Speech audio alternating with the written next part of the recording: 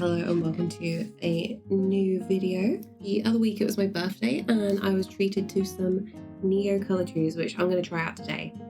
I see lots of people using them, and my usual method for doing things is I'll paint everything in first watercolor, then gouache, and then I'll always layer some form of pencil over the top for finer detail, or trying to get detailed gradients. And I see people using these in a really interesting way. So I think instead of burning through my watercolor pencils, I'd like to see if these would actually give the same kind of effect. So that's what we're going to test today. So let's open these up. Like I said, never tried these before, and I know for definite it's going to take a lot of trial and error. This is quite a neat case for them. I know you can get bigger packs, but I don't want to go too crazy with it. I quite like having a range of colours. So something like this will be good for the time being. See if I really like them or not. At first glance, these are really bright, really colourful, and I usually like softer, muted colours. I know in my sketchbook stuff, I tend to pick bright colours anyway, so we'll see how this goes. Pop them down here as a quick grab. Now, I was quite productive, and I've planned out the next 3 months of sketchbook stuff. I'm going to be trying to do at least one sketchbook page a day. So I've got big plans, but I don't know if I'm actually going to go through with this or not. So technically we're on the second day. I'm time traveling without realizing. So yeah, this works well. We're on day 2. So yesterday's was thumbnail ideas of little woodland stuff. The whole idea is to be really quick, really simple with this. And then today we are going to be doing a study of twisted oak roots and some mossy rocks. And as well as the NeoColor IIs the other day, I managed to pick up some more masking tape. I've got a little water spritzer for plein air reactivating paint. And I think I've got a new putty rubber as well. Now, I was quite fussy with masking tape, so I'm hoping this one is okay. Make sure everything is fully pressed down. Oh yeah, the other thing I bought were the clamps. I see everybody using these, and they've got a strong grip but not too strong, and they're plastic as well. So hopefully they won't destroy any of my pages. I do apologise for skipping last Sunday's video. I was trying to do an initial birthday thing so there wasn't stress on the actual birthday, but everything just went crazy. It always does. I realise now I should have actually asked to just keep to my normal schedule, because it's very much thrown me off. But my birthday, the baby's birthday is also coming up, which he will no longer be a baby, only transitioning into toddler, as he can officially walk now. So there's just chaos, and I don't have much time to do art at the moment, which is terrible for me to start planning projects, right? Make sure that's nice and flat. I'm going to do the initial sketch in a Polychromos, and then we'll go in with the NeoColors. I don't know how to use these. I'm thinking I might sketch a little bit, activate them in watercolor, and then use them dry after that. Also required another painting box that I picked up really cheap at Hobbycraft and got it in the sale. So what we're gonna do, we're gonna see how I get on with this. We'll modify it, and then once I'm happy with a certain kind of design, we'll make it properly ourselves out of hardwood. And then I've got a nice, neat painting box to take with me out and about. I keep seeing people at the moment using 3D printers to print out their own custom paint palettes, which is a genius idea if you're wanting it to fit perfectly. So maybe it might come to something like that. All the paint palettes I have are just that slight odd size off. And if anyone has noticed, I'm using a different sketchbook today.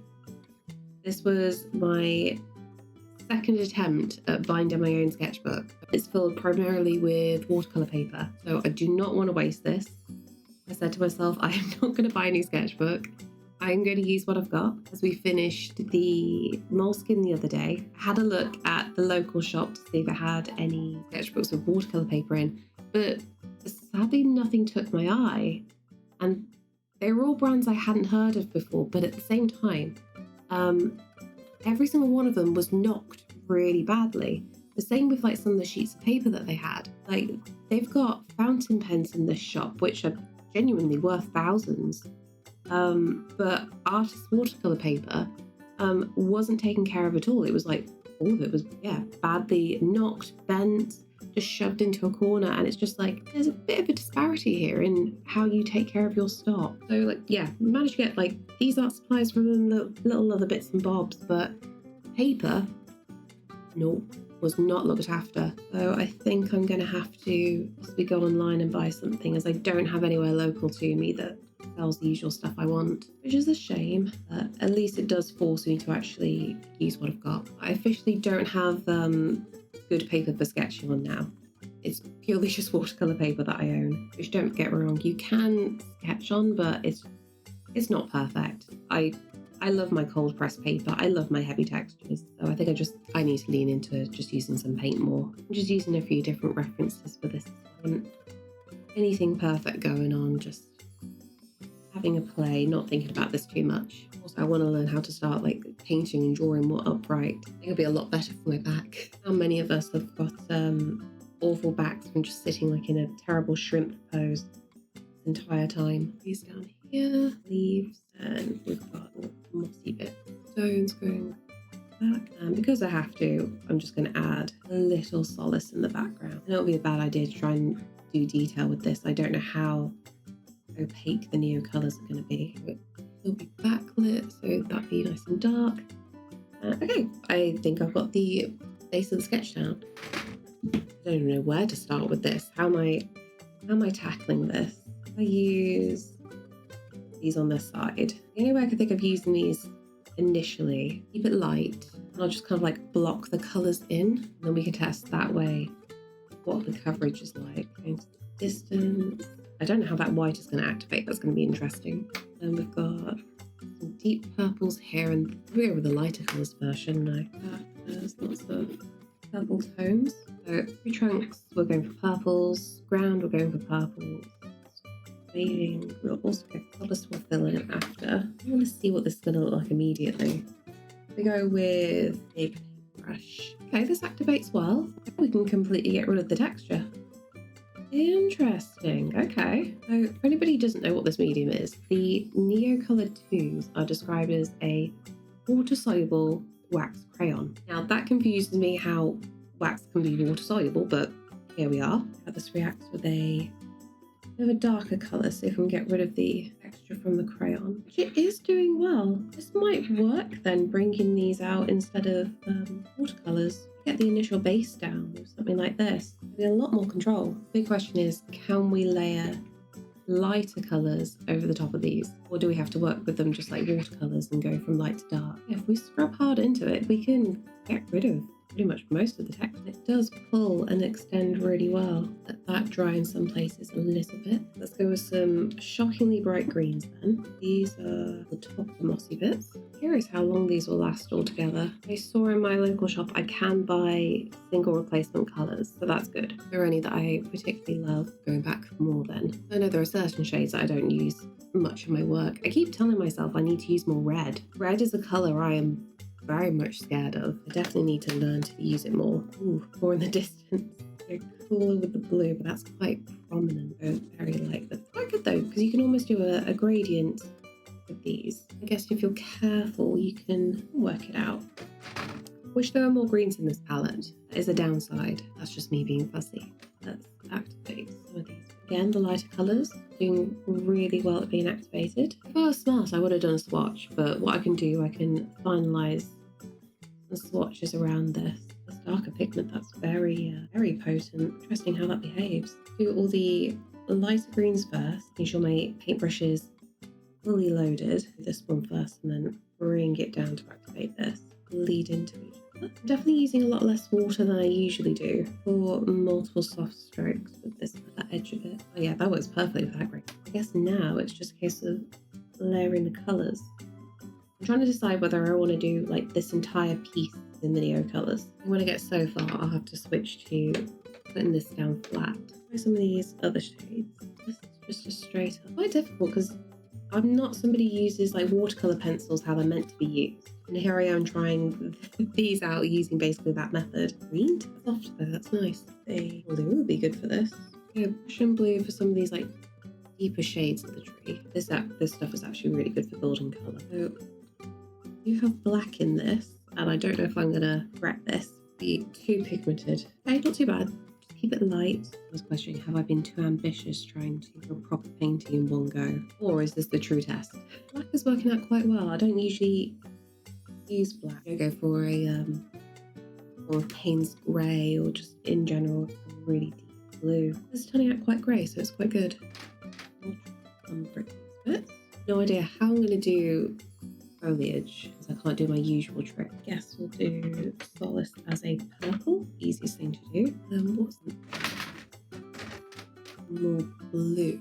It feels so weird using kind of medium. Just because these things look like child's crayons, but they're depositing colour really nicely. There's so much residual colour that's in the brush, I can just paint with it a little bit after. That's probably going to be like one of the better ways to build up texture. I'm going to have to rely more on the greys though to build up that atmosphere. The colours are wonderfully bright, the pigment's great, almost like a little bit too perfect, which feels like a very silly complaint. Well, it's got me thinking, if I use these at an end of the piece, take advantage of texture, and we might be onto a winner. Don't get me wrong, everybody's going to use these differently. I have seen a few tutorials on usage, but it's just not the way I work. I need something that's going to help my process, not hinder it. It's quite nice that I can just, as you can see, I'm just streaking it on here. Not exact. And then with a wet brush, we can activate it and just scrub it in, basically. I think I went too much black line. This is where we can test the opaqueness. Also this morning, I've been testing out the new microphones that I've got. So I picked up the DJI Mic 3s, which I'm not using right now for the video. I'm just using my Yeti for this. But I was having a little trial on how well it picks up. I think with a little bit of trial and error, I think we can get some good outdoor audio. If the testing had gone smoother this morning, I would have been recording this outside. Although who knows, I still might do that. Could we finish this outside with the new microphones? Yeah, this is kind of the correct setup if I want to sit outside. Maybe this might be an idea. Should we move location? So yeah, hopefully the mic is connected and you can hear me okay. What we'll do, we'll just push the colours where we can. So I can definitely feel that the paper is still a little bit wet in places, but we'll work with it. Might actually be to our advantage. So yeah, I've got noise cancelling on these headphones turned on. There are children playing in the background in the neighbouring gardens and some people doing DIY. Hopefully that isn't going to get picked up, but we shall see. But also, it is a really hot day today. So the smarter idea probably would have been to set up under the tree, but here we are. The sun is currently passing over the house now, so give it another hour or two and this whole area will be in shade.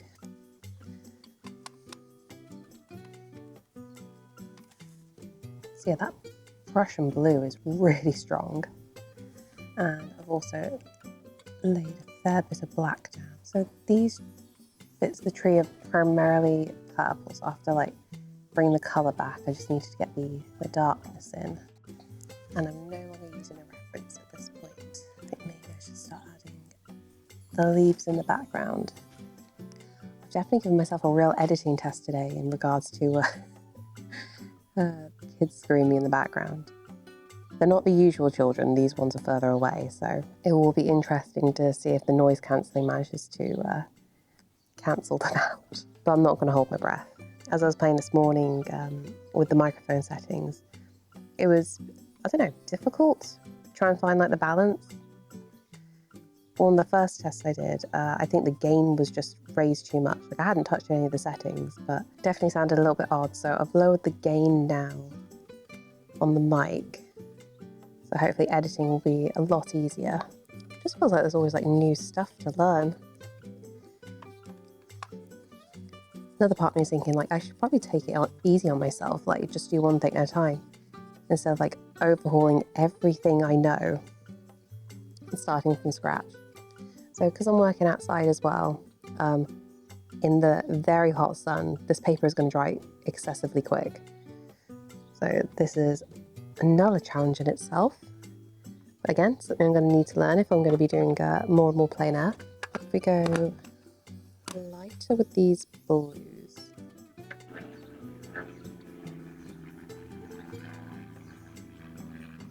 Wonder if that picked up the plane going overhead. Yeah, honestly, once I work out how to use this mic properly, I am excited to see like what I can do going outside. To be fair, like even this paint box that I've bought, it can store quite a few things in, and as we're seeing from the NeoColor IIs, like this might be a good alternative, but instead of bringing like a big load of paints with me. Okay, so this is a whole load of green up here, so I need to switch from this blue.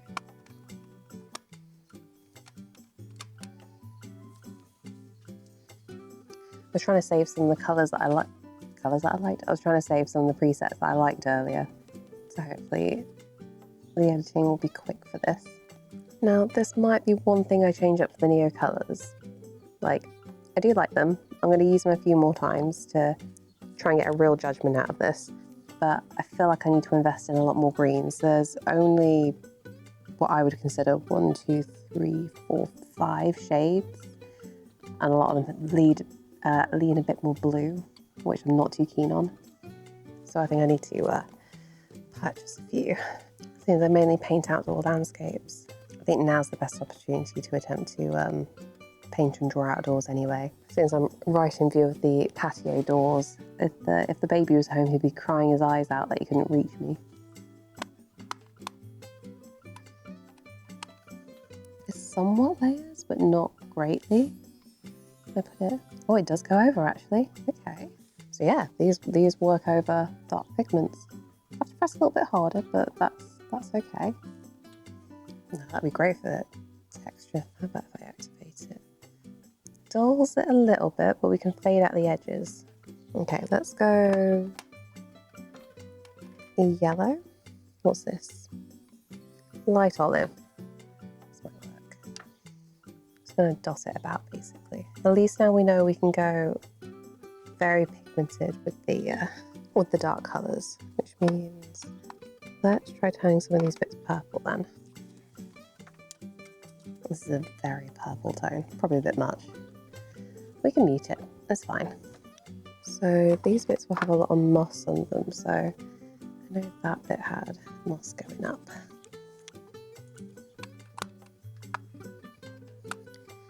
Can I paint straight from them? This might be a bad idea. Just pull the colour from this. I can for a soft glaze. Okay. Ooh, interesting. That's an even faster way to build up colour then. So sorry if you could hear the screaming. This works out nicely for very quick shadows. Okay, let's get some very bright yellow in. Yeah, some of these colours are really good. Like, the yellow is very opaque, the green's really opaque. Definitely have a lot of fun with these colours. See, this is all very bright moss here. I'm just putting back some of this texture. So again, I'm just putting the paintbrush straight onto these, just for a quick pickup of colour. Works well for a simple glazing. And then I think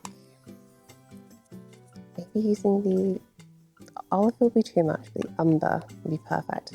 Well, I've just really dug my nail into this. Oh, interesting. Okay, so I'm noticing because it is hot outside, these are melting ever so slightly. That makes a lot of sense. I wonder why the texture is starting to feel a bit weird. Really, yeah, these are really hot. Okay, note to self, hot day with these, bad idea. I went to go pick one up and my nail just went straight into it and took a chunk out. And this is starting to act like I've put water down the paper already and I haven't. How do I do leaves with something like this? I don't really want to use this green, but I'm going to have to. I use it like this method. Then at least I can use my paintbrush. We get a much cleaner edge this way as well. We'll bring the colour right on the edge as well. Have that fade in. So when we pull that tape off, it'll be a very satisfying blend of colour. I'm hoping this tape hasn't leaked. We shall see. What I have seen some people mention, by the way, with these NeoColors, they'll shave bits off into a palette and then wet them. So I guess it's kind of handy if you want to like do a wash of colour. But I do worry you're just going to burn through so much of the colour in that sense. Like you might as well just bring actual watercolours with you. But as a quick impromptu thing, not a bad shout. We've got two, what's this? We've got turquoise blue and a light blue. The light blue is going to be closest to what I usually like for skies. So yeah, this will definitely be nice for cooling off tones. So if I want something to look like it's in the background, doing a glaze of this will be perfect. If I put this over the branches a little bit, it'll soften down that extreme purple I've put down. I feel so finicky about purples at times. A lot of purples that come with watercolour sets, they lean more on the red side of things, which are a bit too much of a pop in the face. I like muted purples. So hence why I've got to mix like a light blue into them, just to mute them a bit. I'll do the same with the this bit here. Just mute that black so it's not so oppressive. There we go. I think we're nearly done with this experiment. It's definitely great for adding some texture. Focus on bringing solace into the piece properly. I'm trying to be careful about how much detail I add, because if I'm doing it, I'm having to do it with the brush. Just got a silhouette there. Let's bring up a bit of the hat. It just stands out a little bit more then. And bring that along. And then we have some darkness with these bits. We balance out some of the darkness down here because it's a bit too light. Then we'll go back to the screen and then we'll just add where moss would be. So all these top bits, around the edges, here, here. I'm not after anything exact. We're just trying to keep the sketchbook very rough and simple as we're trying new things. I think I definitely need some practice doing a more complicated piece, shall we say? Something that I really spend some time on and seeing how best to utilise, like how to use this medium. Okay, not use too much of that.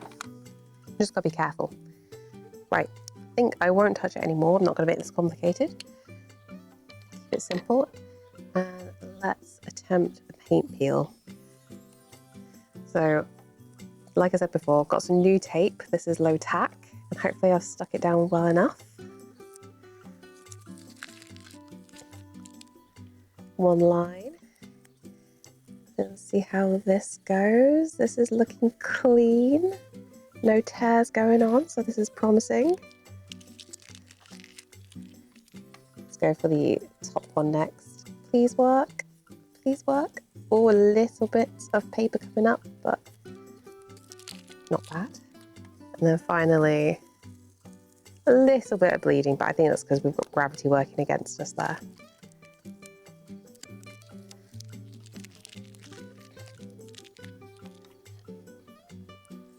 So yeah, first attempt at NeoColor IIs. I know I have not used them in the best way possible, but this will be trial and error. I think if I do like a main painting, add them on top, that'll be the best way to do it. But learning how to use these by themselves will be quite handy if I'm just taking these out solo, like doing a bit of random plein air.